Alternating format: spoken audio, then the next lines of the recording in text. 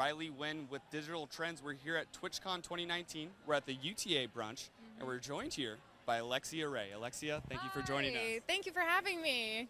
Thank you for taking time from your brunch. I know we caught it's okay. we caught you eating. I'm sorry about that. Okay. But we're at TwitchCon. How many TwitchCons have you been to?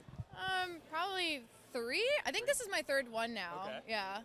And when you go to TwitchCon, what's the thing you look forward to most, or your favorite thing about it? Oh my God, I love meeting everybody. It's just, I feel like it's one thing seeing everybody's names and chats and stuff, but then to put faces to names, it's just so nice. It feels so much more personable. And so I just love meeting everybody. Knowing all these people for like probably years Yes. on the internet and then meeting them in person. Absolutely. So you play a lot of video games on your stream, of course. Do you in real life as well? But we want to talk about the video games. A little bit of a throwback question. Okay. What's the first video game you remember playing? Does like this snake count like on a flip phone? Absolutely. I feel like that was the first one, but I feel like one of my first console sort of games would be one of the Pokemon games. I'm not remembering which one it was, but Pokemon was probably one of my first ones. Do you remember what console it was? The Game Boy SD. It was the long Game Boy. Yeah, I know what you're talking Yeah, about. that one. That was my first one. Okay, awesome. Hey, can't go wrong with Pokemon. Throwback, yeah. So, present day, that was the throwback. Present day, what's your favorite game right now? Ooh, I obviously played a lot of Fortnite, as everybody has, but I've started diving into Minecraft, and I love Minecraft because you can literally accomplish nothing but then spend 8 hours playing it, and so I really like the creativity aspect of Minecraft, so I've been playing a lot of that. It's funny you said like you can accomplish nothing. You just made me think that Minecraft is like the Seinfeld of video games. Like it's about nothing. It kind of is, yeah. So, before you had success with streaming, you were pretty popular on Vine. R.I.P. Love Vine. I miss Vine too. It was one of my favorite things.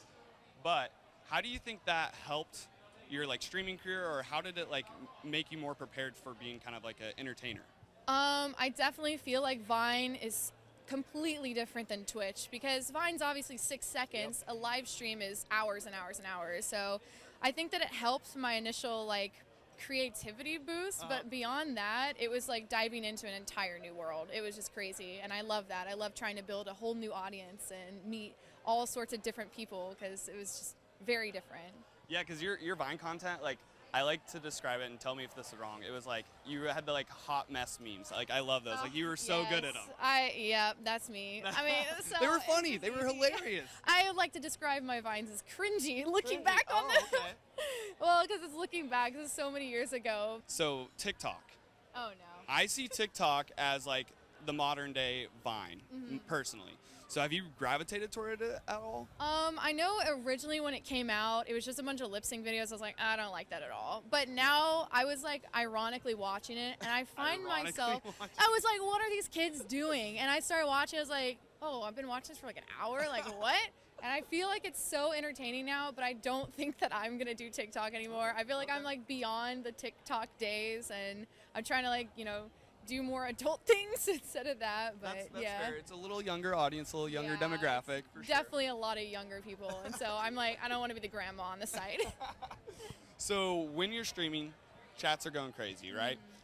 What's your favorite meme or like emoticon that people comment in your chat? So it's not actually an emote from Twitch. It's from Better Twitch TV, which is an extension you get for like more emotes and whatever, but it's Pog. It's just PogChamp is so Pog is just a zoomed in version of his mouth, so it's just, it's just extra Pog. So that one's always been my favorite. And then there's one that's called Peepo Cheer, and it's just this little guy just cheering. I feel like whenever I'm doing something hard, I look over and everyone's cheering. I'm like, let's go! I can do it! Yes! So speaking of the chat and like the people that are watching, big part of Twitch is like gifting and like donating to people's favorite streamers. What's the weirdest thing you've ever been gifted?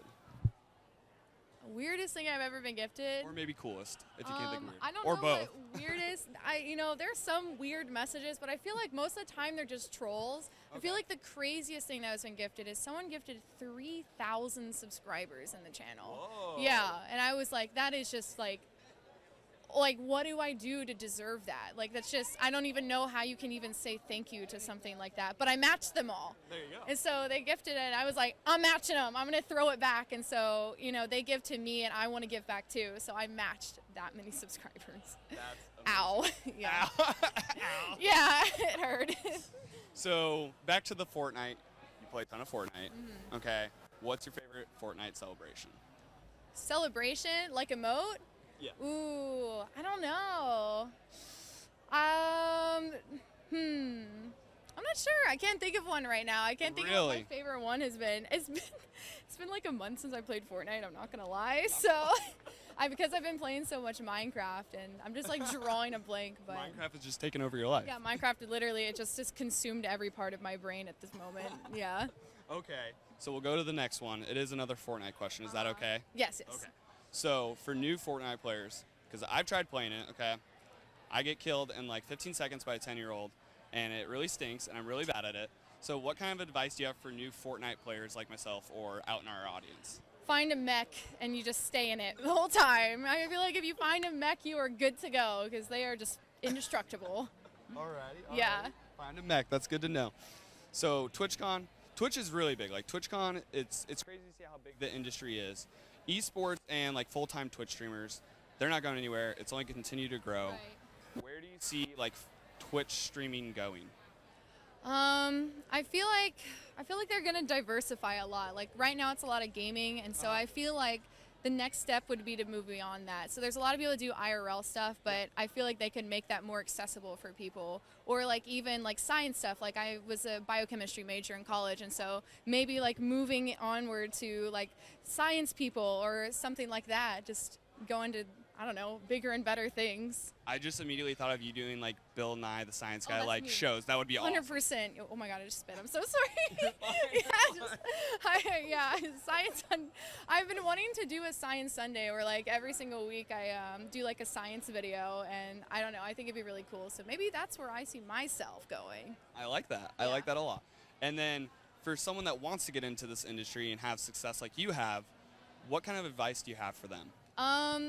Think that my biggest advice is real advice, which is it's really cool and like obviously to be consistent, post on every platform you can, but at the same time have a backup plan too, because you know, not everybody makes it, and I feel like a lot of people just think like I'm gonna jump in, I'm gonna become a streamer, and they're like, why don't I have so many viewers? It's like a lot of people do it as a hobby first, so I think it's a really good idea to keep it as a hobby until it takes off, and then pursue it first. Okay. Yeah. Did you have like a defining moment like that where you were doing it as a hobby and then you're like, oh, I can do this full time? Kind of.